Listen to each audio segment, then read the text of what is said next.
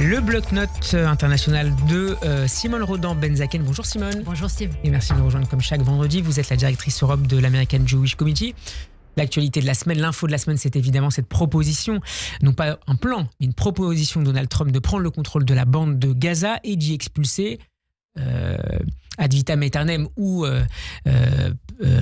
ponctuellement. Il y a eu différentes versions qui ont été mises en avant par les Américains, les Palestiniens de la zone. Vers où, on ne le sait pas encore. Qu'est-ce que vous inspire ce plan qui agite la communauté internationale ?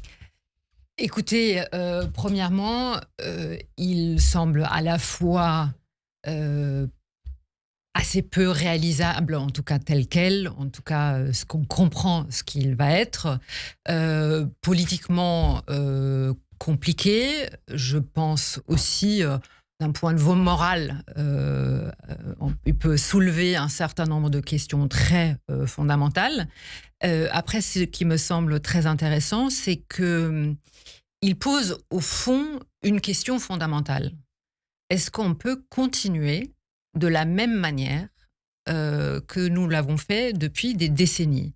Il y a quelque chose qui ne fonctionne plus et donc il oblige en réalité tout le monde à être un peu créatif, à revoir ses copies et à faire à son tour ou à leur tour des propositions peut-être innovantes. Et je pense que c'est en cela que la proposition est intéressante, pas sur vraiment ce qu'il souhaite, ou ce qu'il en tout cas dit souhaiter, mais ce que cela pourrait potentiellement provoquer. Vous savez, Donald Trump avait écrit un livre qui s'appelle The Art of the Deal. Dans ce livre, il explique sa méthode de négociation. C'est un deal maker, comme on dit. Et en fait, il explique quand il rentre sur une négociation, à une table de négociation, il vient toujours avec une proposition folle qui déstabilise tout le monde.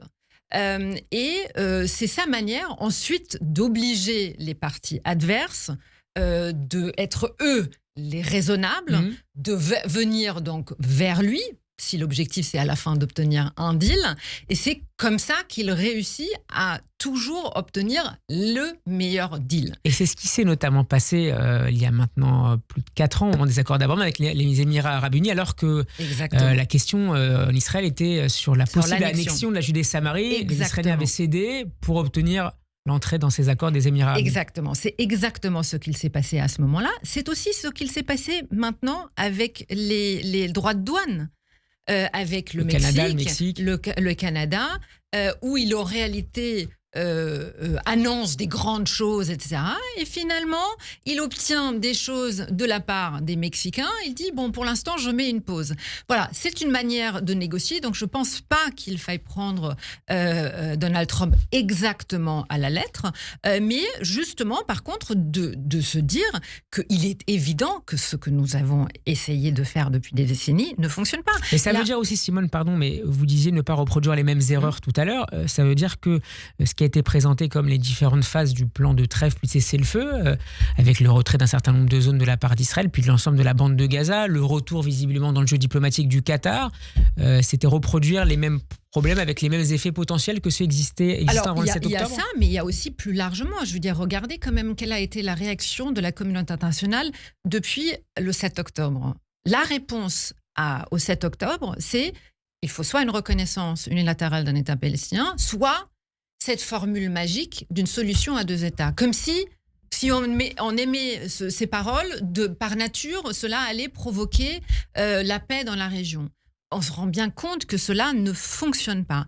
Et regardez aussi en même temps ce que Donald Trump fait depuis quelques jours. Il y a eu effectivement cette annonce, mais qu'est-ce qu'il a fait ?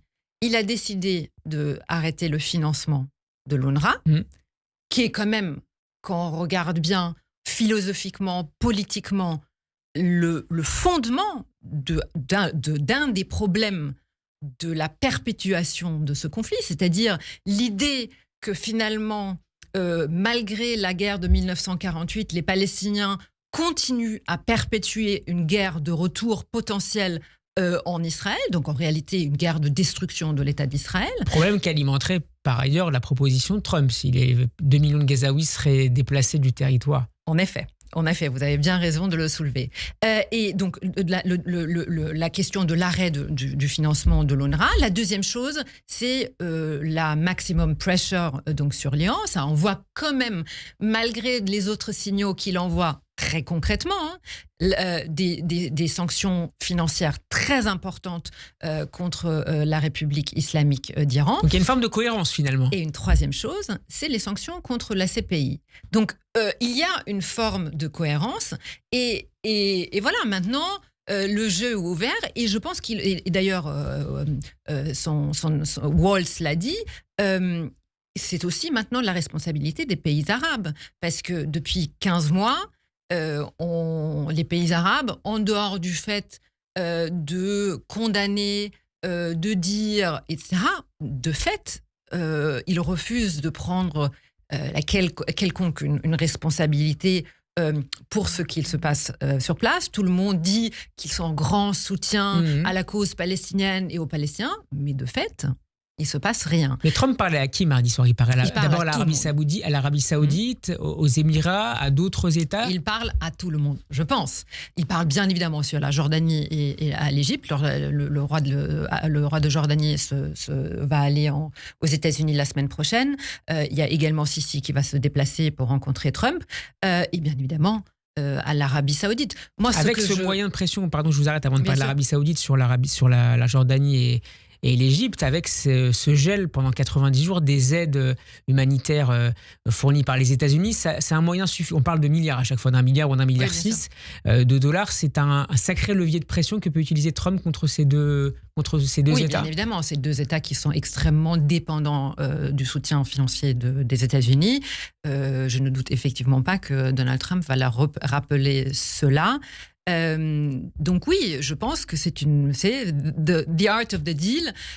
Je pense aussi que il en a parlé à plusieurs reprises de la question du prix Nobel de la paix.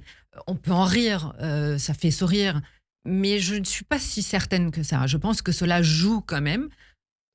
La question ensuite, c'est est-ce qu'il va y arriver et de quelle manière? Mais son objectif, malgré tout, c'est, je pense, de amener un grand deal et donc la paix dans la région.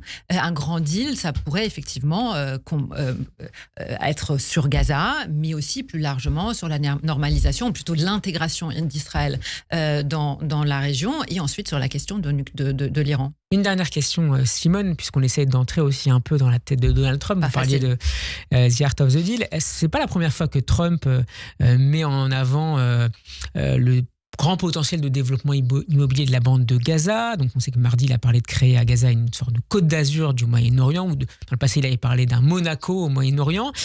Son gendre, Jared Kushner, a également évoqué cette idée l'an dernier lors d'une conférence à Harvard. Trump avait même dessiné quelque chose d'un peu similaire au moment de ses discussions avec la Corée du Nord en 2018. Cet aspect du développement de Gaza par ce biais des promotions immobilières, c'est quelque chose qui parle de manière assez systématique à l'ancien mania de l'immobilier sans aucun doute. Ensuite, Donald Trump n'est pas le premier. Shimon Peres en avait déjà parlé. Ouais. La réalité, c'est que quand on regarde les images de Gaza, c'est un endroit extraordinaire, avec un potentiel extraordinaire. Et cela aurait pu être le Singapour ou peut-être le Dubaï du Moyen-Orient. On verra dans les années, les décennies à venir. Merci beaucoup Simone Rodan-Benzaken d'avoir été avec nous. Je rappelle que vous êtes la directrice Europe de l'AIGC. À la semaine prochaine. Shabbat shalom. À la semaine prochaine.